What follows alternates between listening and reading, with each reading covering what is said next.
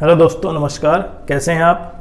आशा करता हूँ अच्छे होंगे और अपनी तैयारी को और अच्छे ढंग से कर रहे होंगे। लेकिन जिस तैयारी को आप कर रहे हैं, क्या वो एसएससी सीजीएल या सीएचएसएल के लिए बिल्कुल सही है? और अगर सही है तो क्या वही क्वेश्चन या उसी टाइप के क्वेश्चन आएंगे जो आप जो मॉक टेस्ट दे रहे हैं? क्योंकि आज ये वीडियो में इस बात पे डिस्कस करेंगे कि जो मॉक टेस्ट आप देख रहे हैं वो कितने रिलीवेंट हैं। अगर वो रिलीवेंट केवल 10% है तो इसका मतलब ये होगा कि आप अपने टाइम को क्या कर रहे हैं, खराब कर रहे हैं।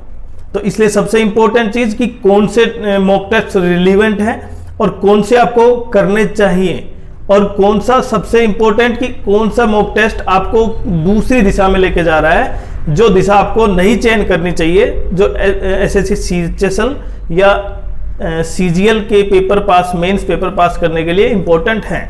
तो सबसे पहले देखते हैं कि आज जो जितने भी मॉक टेस्ट बन रहे हैं वो क्या है। सबसे इंपॉर्टेंट पॉइंट ये है कि वो एक लेवल ऐसा दिखाई दे रहे हैं कि हार्ड से हार्ड होते जा रहे हैं। आप देखेंगे, एक मॉक टेस्ट देखेंगे, एक लेवल मॉडरेट है, लेकिन दूसरा उसके बाद देखेंगे तो और हार्ड लेवल, और लगातार क्या हो रहा है, लेवल बहुत हार्ड होता जा रहा है। इसका कारण क्या है, और दूसरा इसका सबसे बड़ा इफेक्ट क्या होगा? तो सबसे बड़ा कारण यह है क्योंकि आप ये मानते हैं, आपकी मेंटलिटी या आपके माइंड पर ये छाप छोड़ दी गई है कि सबसे जो हार्ड लेवल है मॉक टेस्ट वही क्या है, सबसे सही है।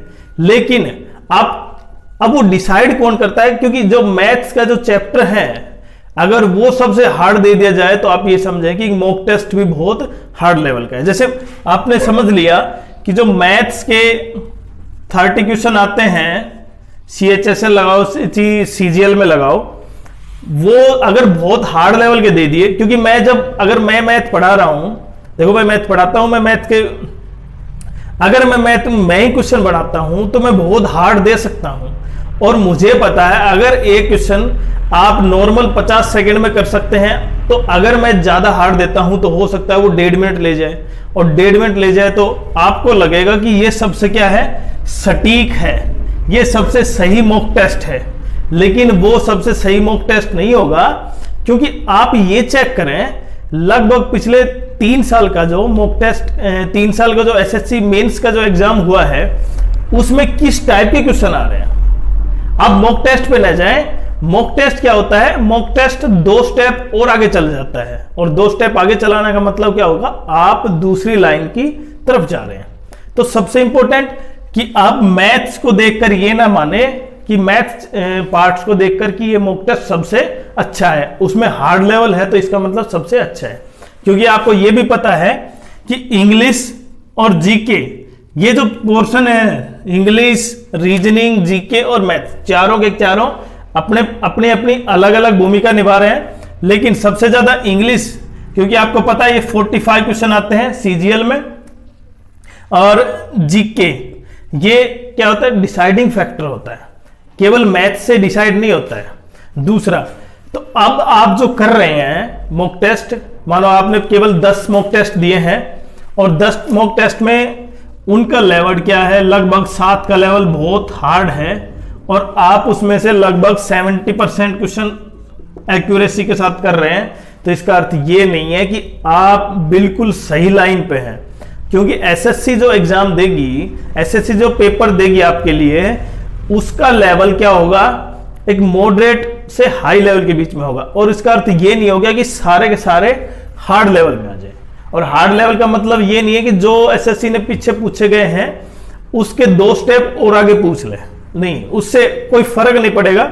आप ये समझ के चलें कि अगर पेपर चाहे कैसा भी आए, उसमें जो जितने सिलेक्ट करने हैं बच्चे, एसएससी को वो सिलेक्ट कर सकती है आसानी से, उसकी कोई दिक्कत नहीं है।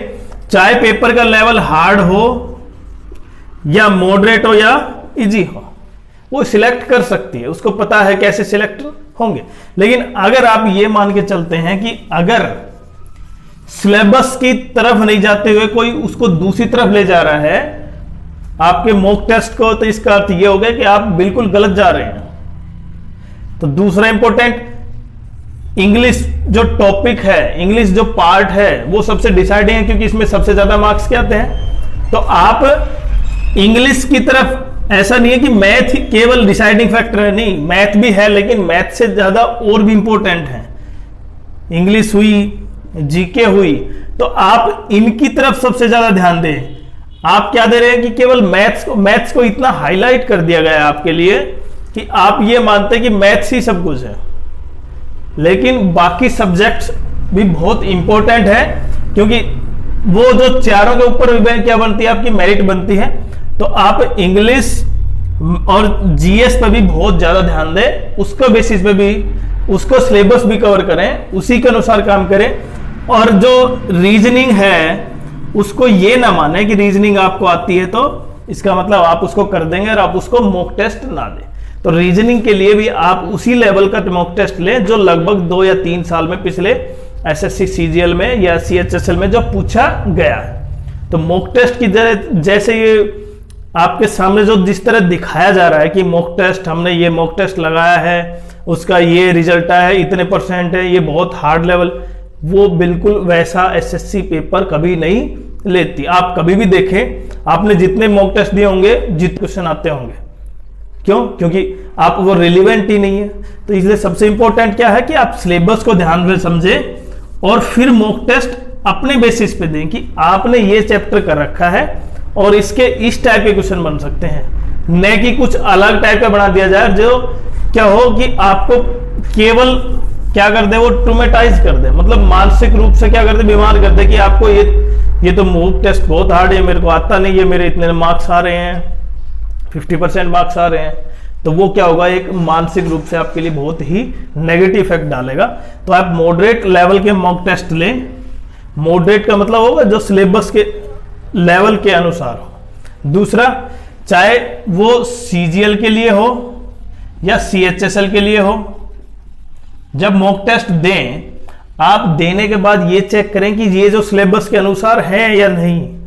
अगर आपने देखा उसमें से 50% क्वेश्चन सिलेबस से बाहर हैं या सिलेबस के जो क्वेश्चन एसएससी सीजीएल में पूछे गए हैं अब तक उसके टाइप के ही नहीं है, तो फिर इसका मतलब ये क्या होगा, आप गलत दिशा में जा रहे हैं। तो जो मॉक टेस्ट की जो एक लहर सी दौड़ रही है ना, उसके ऊपर अपना भी माइंड को यूज करें कि क्या मुझे ये करना चाहिए कि नहीं करना चाहिए। मॉक टेस्ट जरूरी है, ये मैं फिर कह रहा हूं, मॉक टेस्ट बहुत जरूरी है आपकी जो तैयारी जो आपने की है उसको चेक करने के लिए सॉरी भाई।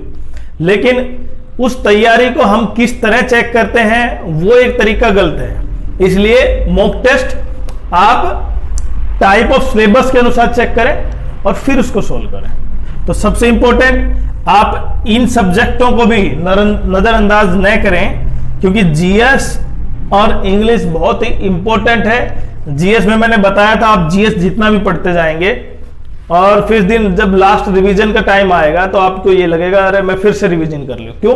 क्योंकि आपको ये लगेगा कि मेरे अभी केवल जीएस पूरी नहीं हो पाई है। लेकिन आप सिलेबस के अनुसार जीएस करेंगे तो आप लगभग कंप्लीट कर देंगे उसको। तो सिलेबस के अनुसार जीएस का भी मॉक टेस्ट दें। लेकिन आप ये देखें, मॉक टेस्ट ज्यादातर किसके हो रहे हैं, मैथ्स के। 80% मॉक टेस्ट किसके हैं, मैथ के। और बाकी क्या है, मॉडरेट लेवल कर दिया जाता है इनका, या केवल इजी लेवल। तो आपको सबसे ज्यादा दिमाग में क्या बैठ जाता है कि मॉक टेस्ट वो जब से हार्ड हो, और सबसे हार्ड कौन सा होता है, मैथ लेवल का। तो केवल ध्यान दें, मॉक टेस्ट का मतलब हार्ड हो सकता है, लेकिन हार्ड एक टॉपिक होने से मॉक टेस्ट हार्ड नहीं होगा। आप सिलेबस के अनुसार हो। दूसरा, उसमें पिछले 3 या 4 साल के अनुसार जो क्वेश्चन है वो हो।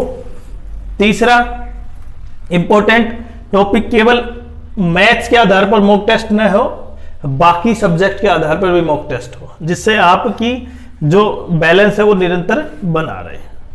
तो वीडियो कैसा लगा, आप चैनल को सब्सक्राइब कीजिए, कमेंट बॉक्स